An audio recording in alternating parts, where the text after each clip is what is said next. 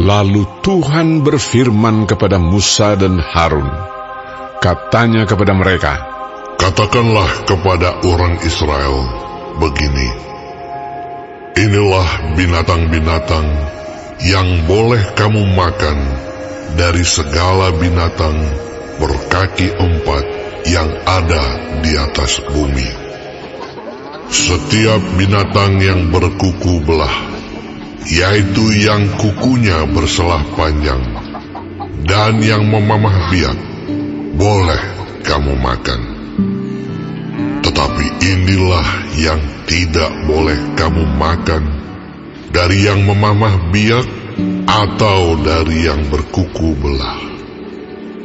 Unta, karena memang memamah biak, tetapi tidak berkuku belah, haram itu bagimu. Juga pelanduk, karena memang memamah biak, tetapi tidak berkuku belah, haram itu bagimu. Juga kelinci, karena memang memamah biak, tetapi tidak berkuku belah, haram itu bagimu. Demikian juga babi hutan, karena memang berkuku belah, yaitu kukunya berselah panjang, tetapi tidak memamah biak, haram itu bagimu. Daging binatang-binatang itu janganlah kamu makan, dan bangkainya janganlah kamu sentuh, haram semuanya itu bagimu. Inilah yang boleh kamu makan dari segala yang hidup di dalam air, segala yang bersirip dan bersisik di dalam air, di dalam lautan dan di dalam sungai. Itulah semuanya yang boleh kamu makan.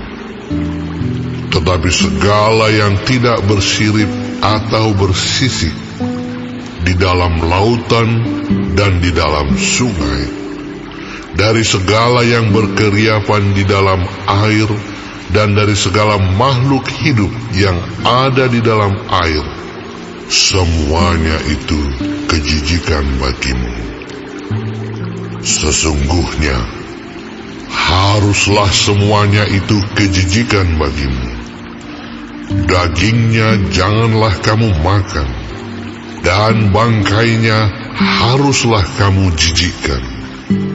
Segala yang tidak bersirip dan tidak bersisik di dalam air adalah kejijikan bagimu. Inilah yang harus kamu jijikkan dari burung-burung. Janganlah dimakan, karena semuanya itu adalah kejijikan. Burung raja wali, erin janggut dan elang laut, elang merah dan elang hitam menurut jenisnya. Setiap burung gagak menurut jenisnya. Burung unta, burung hantu, camar, dan elang sikap menurut jenisnya. Burung punggung, burung dendang air, dan burung hantu besar. Burung hantu putih, burung undan, burung erin, burung ranggung, bangau menurut jenisnya, meragai dan kelelawar. Segala binatang yang merayap dan bersayap dan berjalan dengan keempat kakinya adalah kejijikan bagimu. Tetapi inilah yang boleh kamu makan dari segala binatang yang merayap dan bersayap dan yang berjalan dengan keempat kakinya, yaitu yang mempunyai paha di sebelah atas kakinya untuk melompat di atas tanah. Inilah yang boleh kamu makan dari antaranya. Belalang-belalang menurut jenisnya, yaitu belalang-belalang gambar menurut jenisnya, belalang-belalang kunyit menurut jenisnya, dan belalang-belalang padi menurut jenisnya. Selainnya, segala binatang yang merayap dan bersayap dan yang berkaki empat adalah kejijikan bagimu. Semua yang berikut akan menajiskan kamu. Setiap orang yang kena kepada bangkainya menjadi najis sampai matahari terbenam. Dan setiap orang yang ada membawa dari bangkainya haruslah mencuci pakaiannya, dan ia menjadi najis sampai matahari terbenam, yakni segala binatang yang berkuku belah, tetapi tidak bersela panjang, dan yang tidak memamah biak. Haram semuanya itu bagimu, dan setiap orang yang kena kepadanya menjadi najis. Demikian juga segala yang berjalan dengan telapak kakinya. Di antara segala binatang yang berjalan dengan keempat kakinya, semuanya itu haram bagimu. Setiap orang yang kena kepada bangkainya menjadi najis sampai matahari terbenam. Dan siapa yang membawa bangkainya haruslah mencuci pakaiannya, dan ia menjadi najis sampai matahari terbenam. Haram semuanya itu bagimu. Inilah yang haram bagimu di antara segala binatang yang merayap dan berkeriapan di atas bumi: tikus buta, tikus dan katak menurut jenisnya, dan landak, biawak dan bengkarung, siput dan bunglon. Itulah semuanya yang haram bagimu di antara segala binatang yang mengeriap. Setiap orang yang kena kepada binatang-binatang itu sesudah binatang-binatang itu mati menjadi najis sampai matahari terbenam. Dan segala sesuatu menjadi najis kalau seekor yang mati dari binatang-binatang itu jatuh ke atasnya. Perkakas kayu apa saja, atau pakaian, atau kulit, atau karung, setiap barang yang dipergunakan untuk sesuatu apapun haruslah dimasukkan ke dalam air dan menjadi najis sampai matahari terbenam, kemudian menjadi tahir pula. Kalau seekor dari binatang-binatang itu jatuh ke dalam sesuatu belanga tanah, maka segala yang ada di dalamnya menjadi najis, dan belanga itu harus kamu pecahkan. Dalam hal itu, segala makanan yang boleh dimakan, kalau kena air dari belanga itu, menjadi najis. Dan segala minuman yang boleh diminum dalam belanga seperti itu menjadi najis. Kalau bangkai seekor dari binatang-binatang itu jatuh ke atas sesuatu benda, itu menjadi najis. Pembakaran roti dan anglo haruslah diremukkan, karena semuanya itu najis, dan haruslah najis juga bagimu. Tetapi mata air atau sumur yang memuat air tetap tahir. Sedangkan siapa yang kena kepada bangkai binatang-binatang itu menjadi najis. Apabila bangkai seekor dari binatang-binatang itu jatuh ke atas benih apapun yang akan ditaburkan, maka benih itu tetap tahir. Tetapi apabila benih itu telah dibubuhi air, lalu ke atasnya jatuh bangkai seekor dari binatang-binatang itu, maka najislah benih itu bagimu. Apabila mati salah seekor binatang yang menjadi makanan bagimu, maka siapa yang kena kepada bangkainya menjadi najis sampai matahari terbenam. Dan siapa yang makan dari bangkainya itu haruslah mencuci pakaiannya, dan ia menjadi najis sampai matahari terbenam.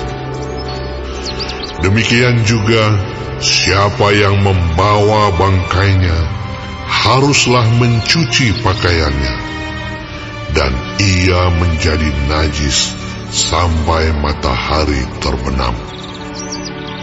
Segala binatang yang merayap dan berkeriapan di atas bumi adalah kejijikan, janganlah dimakan.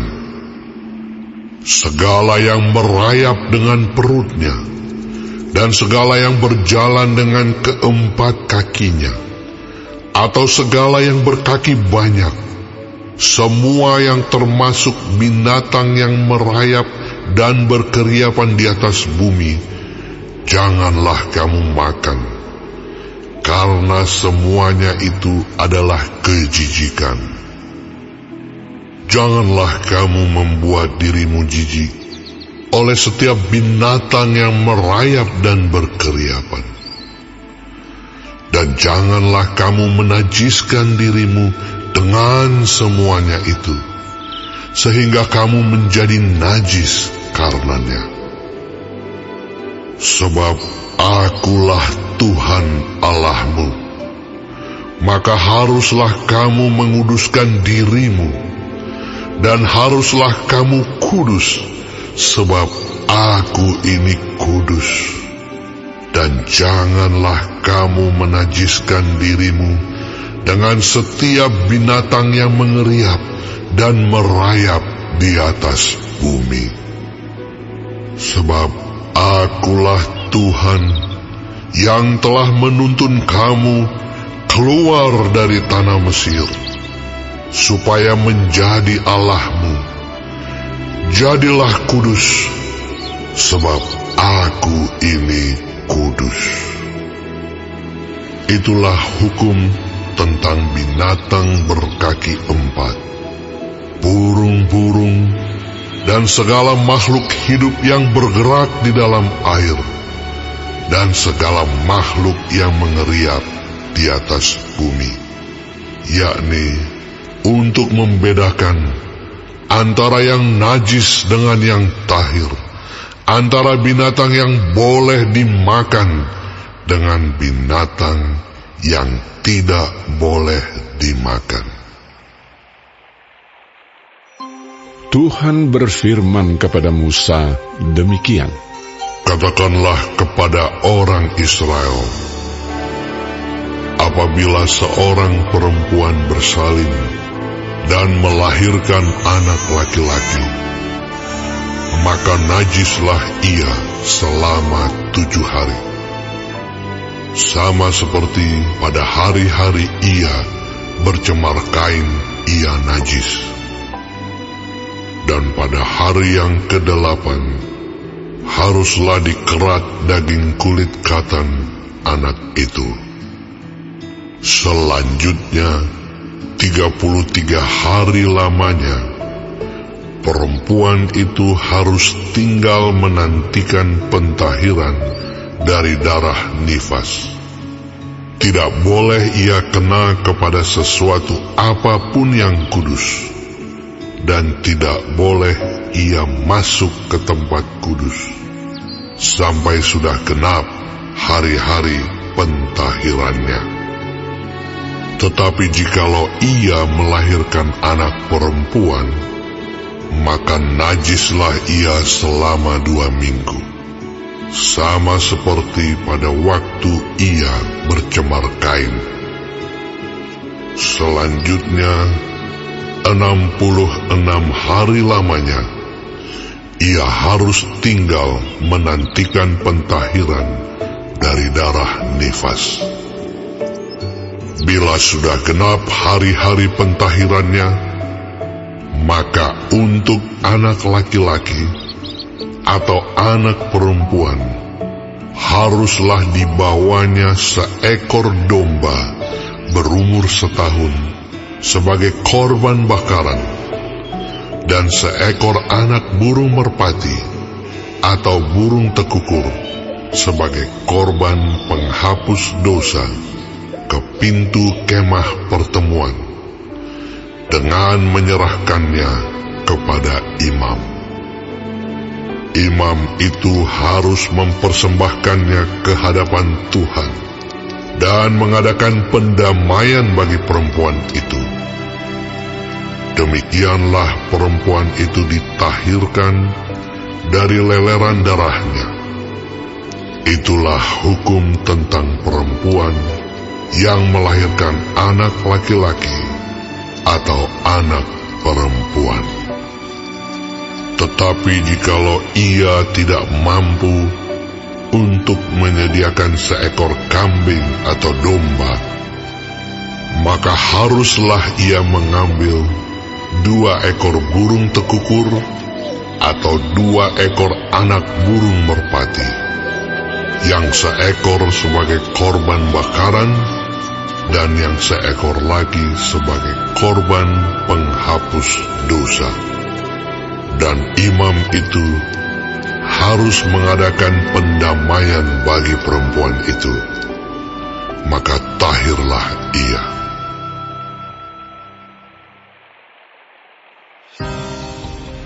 Tuhan berfirman kepada Musa dan Harun, apabila pada kulit badan seseorang ada bengkak atau bintil-bintil atau panau yang mungkin menjadi penyakit kusta pada kulitnya, ia harus dibawa kepada Imam Harun atau kepada salah seorang dari antara anak-anaknya, imam-imam itu. Imam haruslah memeriksa penyakit pada kulit itu. Dan kalau bulu di tempat penyakit itu sudah berubah menjadi putih, dan penyakit itu kelihatan lebih dalam dari kulit, maka itu penyakit kusta. Kalau imam melihat hal itu, haruslah ia menyatakan orang itu najis. Tetapi jikalau yang ada pada kulitnya itu hanya panau putih dan tidak kelihatan lebih dalam dari kulit, dan bulunya tidak berubah menjadi putih, imam harus mengurung orang itu 7 hari lamanya. Pada hari yang ke-7, haruslah imam memeriksa dia. Bila menurut penglihatannya penyakit itu masih tetap dan tidak meluas pada kulit, imam harus mengurung dia 7 hari lagi untuk kedua kalinya. Kemudian pada hari yang ke-7, haruslah imam memeriksa dia untuk kedua kalinya.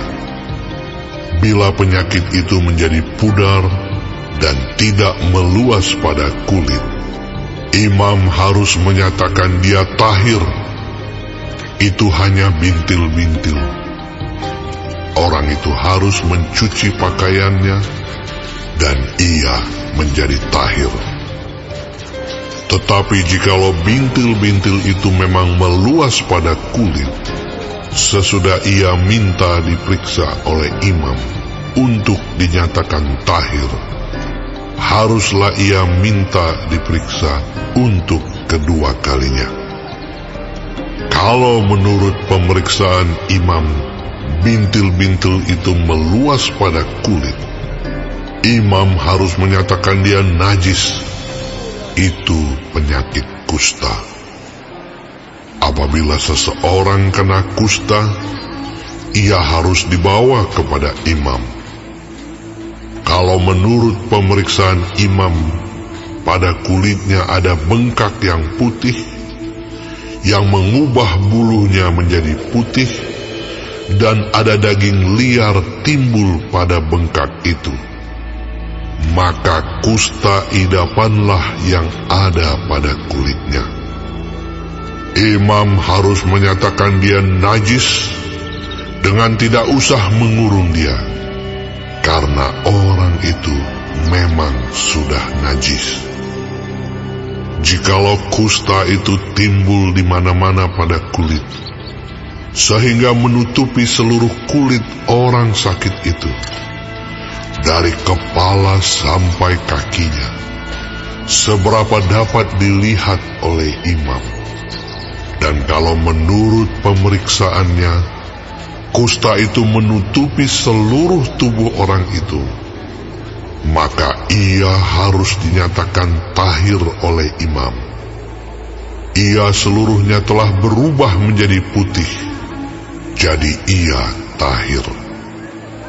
Tetapi pada waktu ada tampak daging liar padanya, najislah ia. Kalau daging liar itu dilihat oleh imam, ia harus menyatakan orang itu najis, karena daging liar itu najis, dan itu penyakit kusta. Atau apabila daging liar itu susut dan berubah menjadi putih, haruslah orang itu datang kepada imam. Kalau menurut pemeriksaannya, penyakit itu telah berubah menjadi putih, haruslah imam menyatakan orang itu tahir. Memang ia tahir. Apabila pada kulit seseorang ada barah yang telah sembuh, tetapi di tempat barah itu timbul bengkak yang putih, atau panau yang putih kemerah-merahan, haruslah orang itu minta diperiksa oleh imam. Kalau menurut pemeriksaannya, panau itu kelihatan lebih dalam daripada kulit, dan bulunya telah berubah menjadi putih, maka imam harus menyatakan orang itu najis, karena penyakit kustalah yang timbul di dalam barah itu. Tetapi jikalau panau itu diperiksa oleh imam, dan ternyata tidak ada bulu yang putih padanya, dan tidak lebih dalam daripada kulit, malahan pudar, imam harus mengurung orang itu 7 hari lamanya. Dan jikalau panau itu memang meluas pada kulit, imam harus menyatakan dia najis. Itu penyakit kusta. Tetapi jikalau panau itu masih tetap dan tidak meluas, maka itu bekas barah, dan imam harus menyatakan orang itu tahir. Atau apabila pada kulit seseorang ada lecur karena api, dan daging liar yang timbul pada lecur itu menjadi panau yang putih kemerah-merahan atau putih, maka imam harus memeriksa panau itu. Bila ternyata bulu pada panau itu berubah menjadi putih, dan panau itu kelihatan lebih dalam dari kulit, maka yang timbul di dalam lecur itu adalah penyakit kusta, dan imam harus menyatakan orang itu najis. Itu penyakit kusta. Tetapi jikalau menurut pemeriksaannya tidak ada pada panau itu bulu yang putih, dan panau itu tidak lebih dalam daripada kulit, malahan pudar, imam harus mengurung orang itu 7 hari lamanya.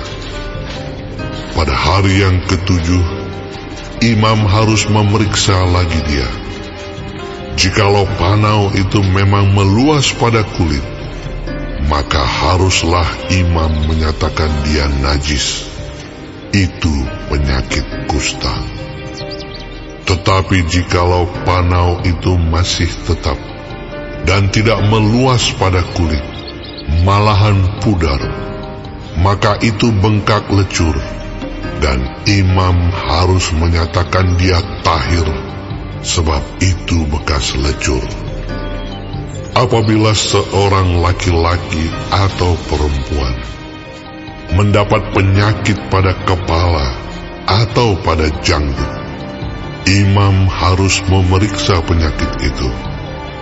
Bila itu kelihatan lebih dalam dari kulit dan ada padanya rambut halus yang kuning, maka imam harus menyatakan orang itu najis, karena itu kudis kepala, yakni kusta kepala atau kusta janggut.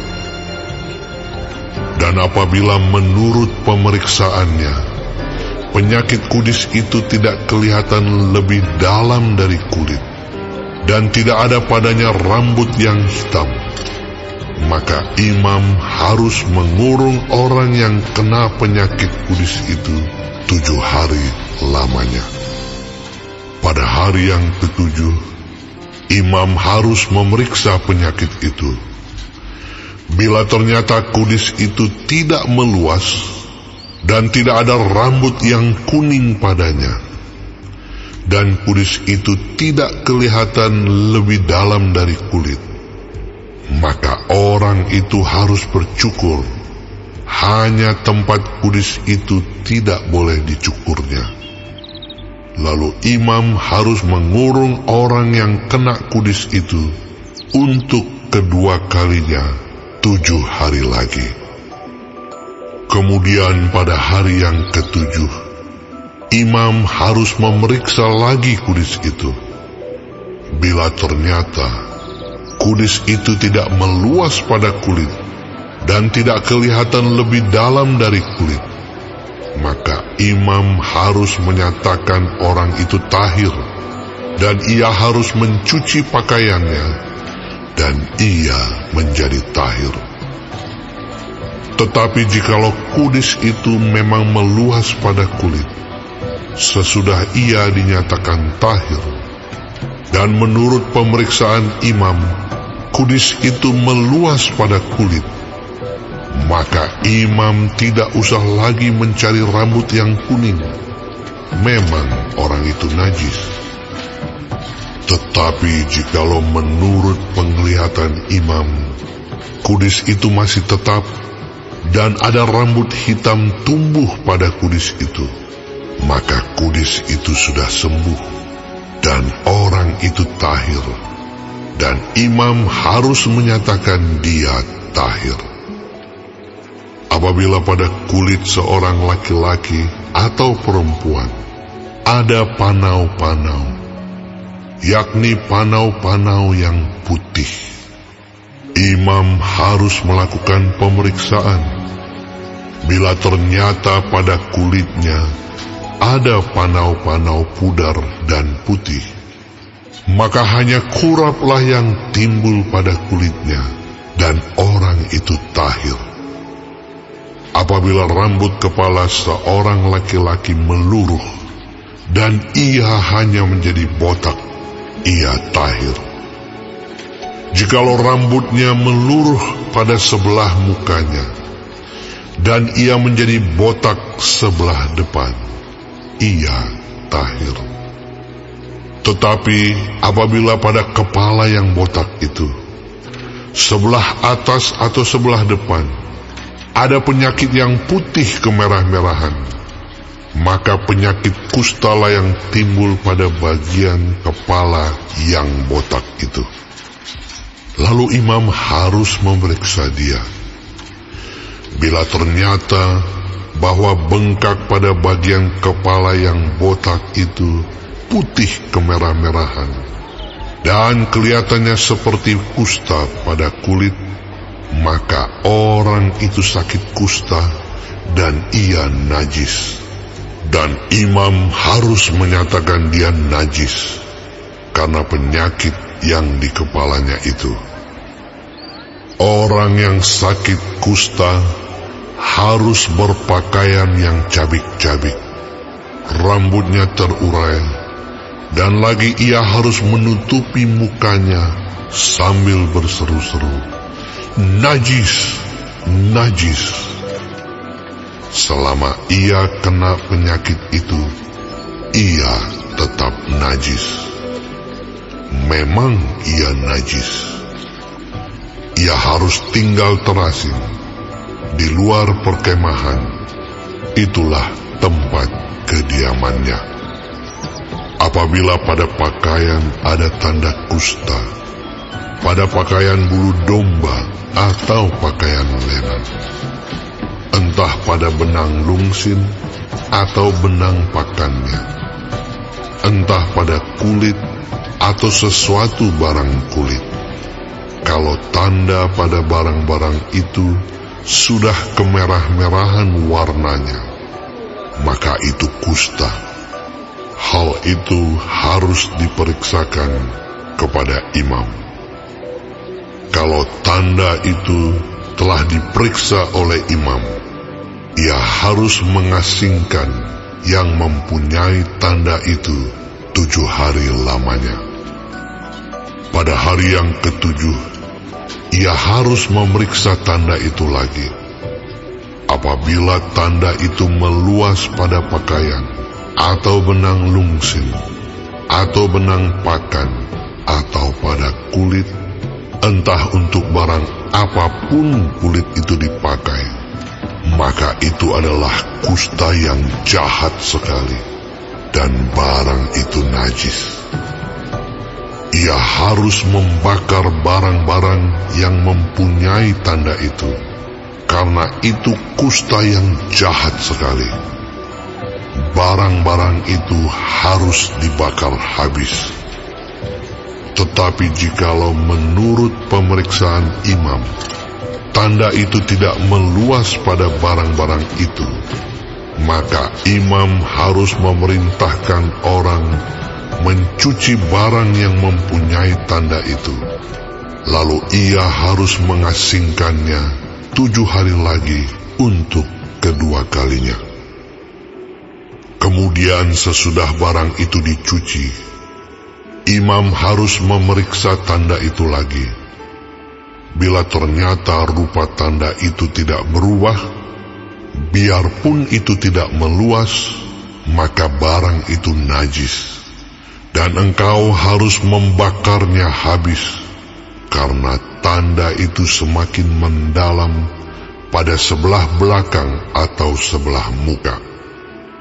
Dan jikalau menurut pemeriksaan imam, tanda itu menjadi pudar sesudah dicuci, maka ia harus mengoyakkannya dari barang-barang itu.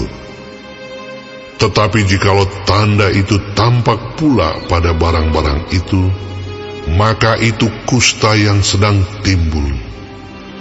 Barang yang mempunyai tanda itu haruslah kau bakar habis. Tetapi barang-barang yang telah kau cuci, sehingga tanda itu lenyap daripadanya, haruslah dicuci untuk kedua kalinya, barulah menjadi tahir.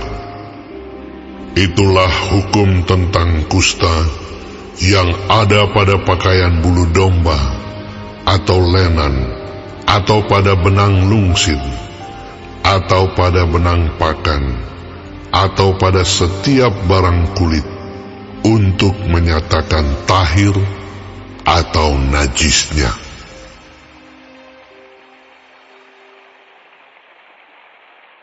Bagi warga sorga yang mau dapat pemberitahuan video terbaru, silahkan klik subscribe dan paling penting jangan lupa untuk klik aktifkan loncengnya ya.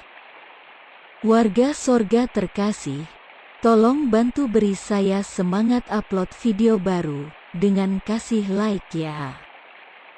Ayo warga sorga menjadi berkat bagi orang lain dengan membagikan video ini ya.